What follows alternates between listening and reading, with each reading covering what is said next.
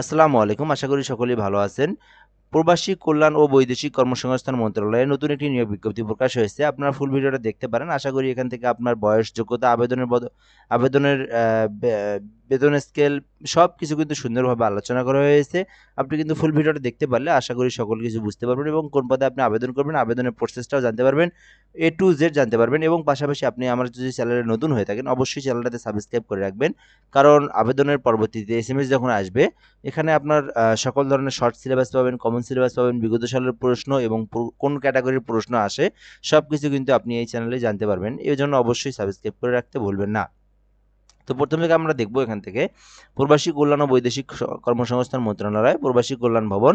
So এখান থেকে আমরা দেখব প্রবাসী কল্যাণ ও বৈদেশিক কর্মসংস্থান মন্ত্রণালয়ের আওতাধীন ওয়াইজ অনার্স কল্যাণ বোর্ডের নিম্নোক্ত পদসমূহে সরাসরি নিয়োগের জন্য পদের পাশে বর্ণিত শর্ত সাপেক্ষে বাংলাদেশী নাগরিকদের নিকট হতে অনলাইনে আবেদনের জন্য আহ্বান করা যাচ্ছে।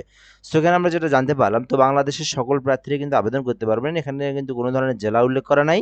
সো আপনি কিন্তু চাইলে আবেদন করতে পারবেন। তো আমরা দেখব এখানে পদের সংখ্যা, পদগুলো দেখব এখানে কোন কোন পদে নিয়োগ বিজ্ঞপ্তি চলমান। তো আমরা ১ নম্বরে দেখব অফিস সহকারী পরিচালক, নবমতম গ্রেড, এটা ১০ জনকে নিয়োগ দেওয়া হবে।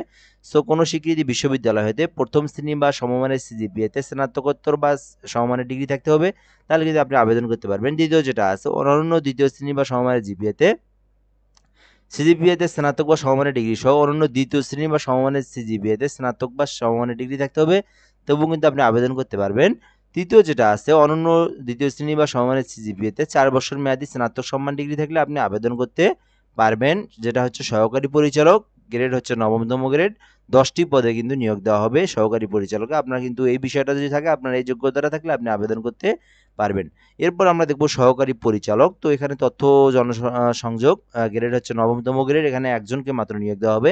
কোনো স্বীকৃতি বিশ্ববিদ্যালয় হতে গণযোগাযোগ ও সাংবাদিকতা বিষয়ে যদি আপনার কোনো এক্সপিরিয়েন্স থাকে বা আপনি যদি পড়ালেখা করে থাকেন এই ডিপার্টমেন্টে, তাহলে কিন্তু আপনি আবেদন করতে পারবেন। অনন্য দ্বিতীয় শ্রেণী বা সমমানের সিজিপিএতে স্নাতক বা সমমানের ডিগ্রি সহ অনন্য দ্বিতীয় শ্রেণী বা সমমানের সিজিপিএতে স্নাতকর বা সমমানের ডিগ্রি থাকতে হবে, তাহলে কিন্তু আপনি আবেদন করতে পারবেন। অথবা অনন্য দ্বিতীয় শ্রেণী বা সমমানের সিজিপিএতে ৪ বছর মেয়াদী স্নাতক ডিগ্রি থাকলে কিন্তু আপনি আবেদন করতে পারবেন। তো এরপরে যেটা দেখব আমরা, আরবি অনুবাদক পদে একজনকে নিয়োগ দেওয়া হবে, সেটা হচ্ছে নবমতম গ্রেডের।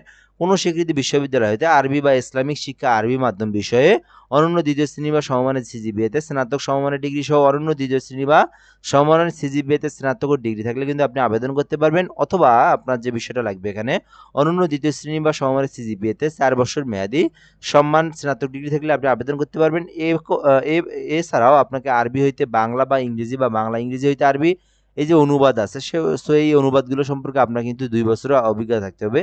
তো এখানে ২ বছর না হলেও যদি আপনি যদি পারেন এই বিষয়টা, আপনার যদি এই অভিজ্ঞতাটা থেকে থাকে যে আরবি হতে বাংলা, বাংলা হতে ইংরেজি বা ইংরেজি হতে আরবি, এই বিষয়গুলো যদি আপনার থেকে থাকে বা আপনি যদি এই নলেজটা আপনার মধ্যে থাকে, তাহলে কিন্তু আপনি আরবি অনুবাদক পদে আবেদন করতে পারবেন।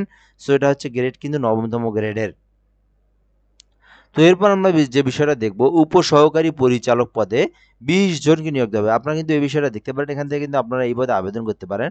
সো উপপরিচালক পদে যেটা আরকি ১০তম গ্রেডের ২০ জনকে নিয়োগ দেওয়া হবে। এখানে কোনো স্বীকৃত বিশ্ববিদ্যালয় হতে অনন্য দ্বিতীয় শ্রেণী বা সমমানের সিজিপিএতে স্নাতক বা সমমানের ডিগ্রি থাকলে কিন্তু আপনি আবেদন করতে পারবেন।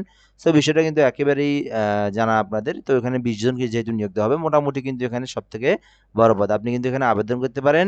সো এজন্য আপনাকে কি অনার্স বা ডিগ্রি থাকলে কিন্তু আপনি আবেদন করতে পারবেন। হিসাব রক্ষক পদে আবেদন করতে পারবেন, একটি পদ নিয়োগ বিজ্ঞপ্তি। তো কোনো স্বীকৃত বিশ্ববিদ্যালয় হতে বাণিজ্য বা অনন্য দ্বিতীয় শ্রেণী বা সমমানের সিজিপিএতে স্নাতক সমমানের ডিগ্রি সহ কম্পিউটার চালানোর দক্ষতা থাকতে হবে এবং মন্ত্রণালয় ও বিভাগসমূহে হিসাব কোষের কর্মচারী নিয়োগ বিধিমালা ২০১৮ তফসিল অনুযায়ী গৃহীত পরীক্ষায় উত্তীর্ণ থাকলে কিন্তু আপনি আবেদন করতে পারবেন। এই বিষয়টা কিন্তু আপনাদের জানা উচিত। তো এখান থেকে আমরা দেখব স্টোর কিপার পদে। তো স্টোর কিপার পদে যারা আবেদন করবেন, একটি মাত্র পদ। কোনো স্বীকৃত বিশ্ববিদ্যালয় হতে অনন্য দ্বিতীয় শ্রেণী বা সমমানের জিপিএতে স্নাতক বা সমমানের ডিগ্রি থাকতে হবে এবং কম্পিউটার চালানোর পারদর্শিতা অর্থাৎ কম্পিউটারের এক্সপিরিয়েন্স থাকতে হবে, দেন কিন্তু আপনি এই পদে আবেদন করতে পারবেন। এখানে ক্যাশিয়ার পদেও একটা নিয়োগ বিজ্ঞপ্তি আছে, যেটা ১৩তম গ্রেডের। কোনো স্বীকৃত বিশ্ববিদ্যালয় হতে বাণিজ্য বা অনন্য দ্বিতীয় শ্রেণী বা সমমানের জিপিএতে স্নাতক বা সমমানের ডিগ্রি সহ কম্পিউটার চালানোর পারদর্শিতা হতে হবে। অর্থাৎ এখানে আপনাকে বিজনেস স্টাডিজ কমার্স থেকে যদি আপনি পড়ালেখা করে থাকেন, আপনি কিন্তু ক্যাশিয়ার পদে আবেদন করতে পারবেন। তো এরপর আমরা দেখব কেয়ারটেকার পদে ২টি নিয়োগ দেওয়া হবে। কোনো স্বীকৃতি বোর্ড হতে অনন্য দ্বিতীয় বিভাগ বা সমমানের জিপিএতে উচ্চ মাধ্যমিক সার্টিফিকেট থাকতে, অর্থাৎ আপনার এখানে এইচএসসি পাস করা থাকলে কিন্তু আপনি কেয়ারটেকার পদে আবেদন করতে পারবেন। তো দুটি মাত্র পদ, 16তম গ্রেডের কিন্তু নিয়োগ বিজ্ঞপ্তি এটা। এরপর আমরা দেখব 9 নম্বর পদ যেটা আছে রিসিপশনিস্ট পদে কিন্তু আবেদনের একটা নিয়োগ বিজ্ঞপ্তি চলমান, যেটা 16তম গ্রেডের। এখানে একটি মাত্র পদ, কোনো স্বীকৃতি বোর্ড হতে অনন্য দ্বিতীয় বিভাগ বা সমমানের সিজিপিএতে উচ্চ মাধ্যমিক সার্টিফিকেট বা সমমান পরীক্ষায় উত্তীর্ণ হলে কিন্তু আপনি আবেদন করতে পারবেন এবং কম্পিউটার চালানোর পারদর্শিতা থাকতে হবে। এরপর আমরা দেখব ইলেকট্রিশিয়ান। তো ইলেকট্রিশিয়ান পদে কে আবেদন করবে, কে আবেদন করতে পারবে এটা আমরা দেখব। কোনো স্বীকৃতি বোর্ড হতে 2 বছর মেয়াদী জেনারেল ইলেকট্রিক্যাল ওয়ার্ক বা ইলেকট্রিক্যাল মেইনটেন্যান্স ট্রেডে মাধ্যমিক স্কুল সার্টিফিকেট বা ভোকেশনাল এবং সরাসরি স্বায়ত্তশাসিত বা কোনো শিক্ষা প্রতিষ্ঠান হতে সংশ্লিষ্ট কাজে 2 বছরের বাস্তব অভিজ্ঞতা। তো আমরা একটু যদি এখান থেকে সংক্ষিপ্তভাবে বলে নিই, আপনি যদি টিটিসি, যুব উন্নয়ন বা টেকনিক্যাল থেকে বা যে কোনো সরকারি স্বায়ত্তশাসিত প্রতিষ্ঠান থেকে আপনি যদি ইলেকট্রিশিয়ান পদে যদি আপনি কোর্স করে থাকেন, ট্রেড করে থাকেন, আপনার যদি সার্টিফিকেট থাকে, দেন আপনার যদি ফুল এক্সপিরিয়েন্সটা থাকে, আপনি কিন্তু এই পদে আবেদন করতে পারবেন।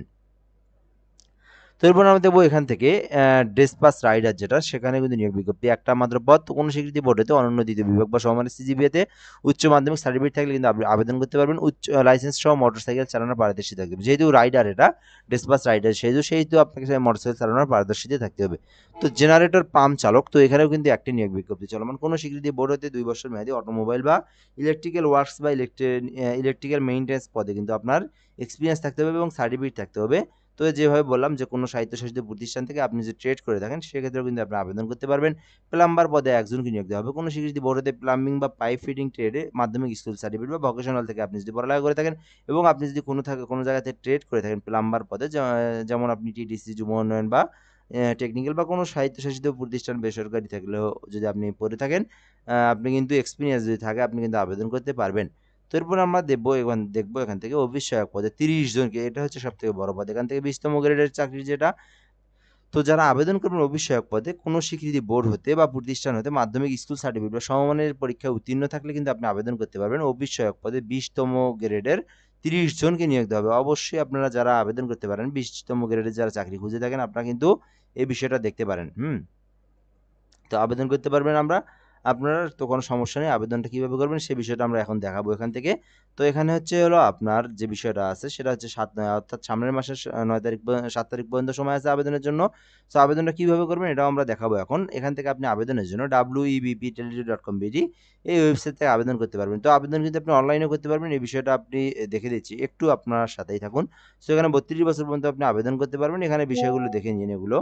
তো এরপর আমরা এখানে দেখব বিষয়গুলো দেখব আমরা এখান থেকে। সো কিভাবে আবেদন করবেন, তো যাদের হচ্ছে বাসায় পিসি, ল্যাপটপ, কম্পিউটার আছে তারা কিন্তু 300x300 পিক্সেলের একটা ক্রপ করে নিয়ে আপনি কিন্তু ইমেজকে ক্রপ করে নেবেন এবং 380 পিক্সেলের একটা স্বাক্ষর নেবেন। দেন যে তথ্যগুলো আপনি পূরণ করে সুন্দরভাবে কিন্তু আপনাকে আবেদন করতে হবে। তো এখানে পেমেন্টের ফিটা দেখব এবং আপনারা অনলাইনে কিভাবে আবেদন করবেন সেটাও আমি দেখে দেবো এখানে। সো 1 থেকে 4 নং পদের জন্য 223 টাকা খরচ হবে এবং 5 নং পদের জন্য 150 টাকা এবং 168 টাকা আর কি, মোট 168 টাকা টেলিটক সার্ভিস চার্জ আছে। তো 1 নং থেকে 4 নং পদের জন্য 223 টাকা, 5 নং পদের জন্য 168 টাকা ও 6 থেকে 13 নং পদের জন্য 112 টাকা পেমেন্ট করতে হবে।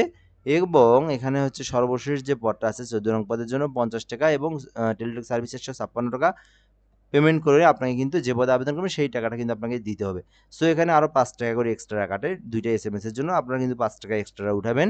সো এখানে হচ্ছে আপনি পেমেন্টটা করবেন কিভাবে, WEWBP স্পেস ইউজার আইডি দিয়ে আপনার পেমেন্ট করতে হবে। আপনি যদি ঘরে বসে অনলাইনে আবেদন করতে চান, সো সেক্ষেত্রে আপনি একটা কাজ করতে পারেন। আপনি যদি অনলাইনে চান যে আপনি আপনার বাসাতে পিসি বা ল্যাপটপ নাই, আপনি বাজারেও যেতে চাচ্ছেন না, সো আপনি ঘরে বসে আবেদন করার জন্য যে কাজটা করতে হবে আপনাকে, এখান থেকে 017758303012 0177 017758303012 এটা হচ্ছে 030312 এই নাম্বারে আপনি হোয়াটসঅ্যাপে যোগাযোগ করবেন।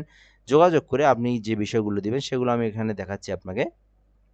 আপনার নিজের নাম, পিতার নাম, মাতার নাম বাংলা ইংরেজিতে দিবেন, জন্ম সালটা আপনি আপনার দিয়ে দিবেন, তারপরে আপনি একটা মোবাইল নাম্বার দিবেন সচল, আপনি আপনার এনআইডি কার্ডটা দিয়ে দিবেন। সো এই বিষয়গুলো আপনাকে দিতে হবে এবং একটা চাইলে মেইল দিতে পারেন, অপশনাল এটা। এবং আপনাকে যেটা দিতে হবে এখান থেকে আপনার কেয়ার অফ, অর্থাৎ আপনার হচ্ছে এখানে ঠিকানা দিতে হবে, জেলা, উপজেলা ইউনিয়ন যেটা আর কি, যেটাকে আপনাদের ডাকঘর যেটাকে বলা হয়, ডাকঘর দিবেন, এখান থেকে পোস্ট অফিস দিবেন। এই 4টা বিষয় দিবেন আপনি এখানে। পার্মানেন্ট প্রেজেন্ট অ্যাড্রেস এক কিনা সেটা আপনি বলবেন, এবং আপনাকে লাস্টে যে জিনিসটা দিতে হবে, আপনাকে আপনাকে ইমেজ দিতে হবে। সো রিসেন্টলি তোলা একটা ইমেজ দিবেন, এবং একটা সাদা কাগজে একটা স্বাক্ষর দিয়ে ছবি উঠায়ে আপনি যদি পাঠিয়ে দিতে পারেন, আপনি কিন্তু অনলাইনের মাধ্যমে আপনি বিষয়টা কিন্তু করতে পারেন। সো বিষয়টা এরকমই। সো যারা অনলাইনে আবেদন করবেন আপনারা যোগাযোগ করতে পারেন। এছাড়াও আপনি যদি আমাদের সঙ্গে যুক্ত থাকেন, আপনি কিন্তু আমাদের সঙ্গে সাবস্ক্রাইব করে রাখেন। সকল ধরনের সরকারি বেসরকারি জব রিলেটেড ভিডিও কিন্তু আপনি পাবেন, এবং আপনি কিন্তু আবেদনের প্রসেসটাও জানতে পারবেন, এবং পরীক্ষার আগে যে কোনো ধরনের পরীক্ষার আগে এসএমএস যখন আসে সেই পরীক্ষার কিন্তু আপনি শর্ট সিলেবাস, কমন সিলেবাস, বিগত সালের প্রশ্নের ক্যাটাগরি সকল কিছুই কিন্তু আপনি আমাদের সঙ্গে যুক্ত থাকলে আপনি জানতে পারবেন। সো ধন্যবাদ, ভালো থাকবেন, অবশ্যই সাবস্ক্রাইব করে রাখবেন। আসসালামু আলাইকুম।